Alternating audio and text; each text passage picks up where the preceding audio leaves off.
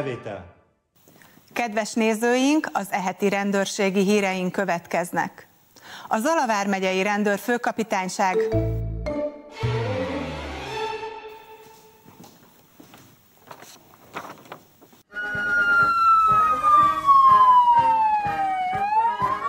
elnézést, megszakítjuk adásunkat, rendkívüli hír érkezett. Szlovéniában ma van a rendőrség napja. Ebből az alkalomból a Zalavár megyei rendőrfőkapitányság nevében szeretném gratulációnkat kifejezni a muraszombati rendőrség valamennyi munkatársának. Fogadják jó kívánságainkat szakmai és magánéletükhöz egyaránt.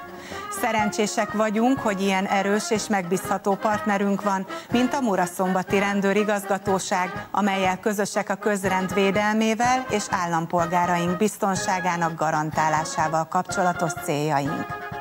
Bízunk benne, hogy közös erőfeszítéssel a jövőben is sikeresen léphetünk fel a bűnözéssel szemben.